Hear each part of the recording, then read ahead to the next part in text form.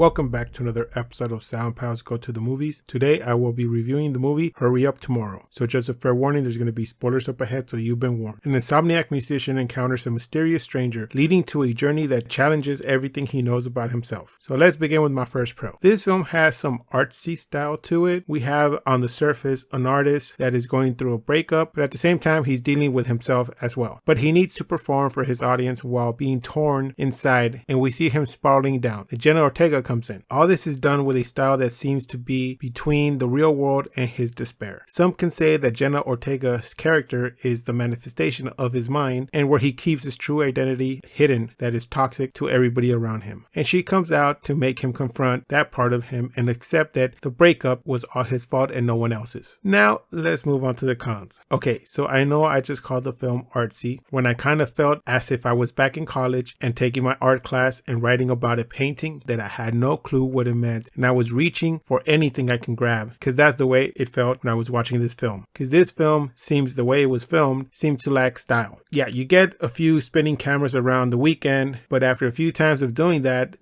that seems kind of used and it loses its whole impact. Also, after he was knocked out and him taking the elevator down to the lowest floor, which is supposed to be a representation of hell, we see a girl there and we don't know why she's there, but it doesn't linger or explain anything, because right after he sees her, he runs away. Look, I am not looking for a film to spoon feed me things, but I want it to make sense, or at least remain constant. This film tries to be very artsy, but it fails. I shouldn't be sitting in the movie theater trying hard to make a case for this film. For example, the best possible theory I came up with was that Jenna was his toxic self. They had to come out and force him to admit that it was him doing everything and he shouldn't blame others for that and make him face facts. But then, why do we see Jenna steal gas for the car? Why do we see her interact with others if she isn't real? It just doesn't add up. Next con, the way the film was shot. Some of the shots, they were overused or they lacked impact. We see the camera turn around at the beginning, sort of like in the film Devil by M. Night Shyamalan, but it's a bit different. It is used in other films to say that things are going to get weird, but here it just does it, but it doesn't really stick. That's how I felt most of the shots were in this film. They were used to make it seem like it was artsy, but overall it was just them throwing everything into a bowl trying to make a cake, but at the end this cake never rose, it just remained flat, and overall the story never went anywhere. So my grade for this film is going to be 4 out of 10. Badly filmed, and even when I reached for something to make sense as Jenna's character, there was holes in that theory and it didn't really actually work. I felt the film was twice as long as it was, and I felt that I just sat there listening to the Weeknd's albums when I was trying hard to make sense of where the film was going. I don't recommend this film unless you are a diehard fan of the Weeknd and he can't do anything bad in your eyes. Then I would say go watch it. But for those who want to see a psychological thriller, you won't find that here. So that does it for the review of Hurry Up Tomorrow. Please join us next time where we're going to review Bring Her Back. Some people believe the spirit stays in the body for months after death.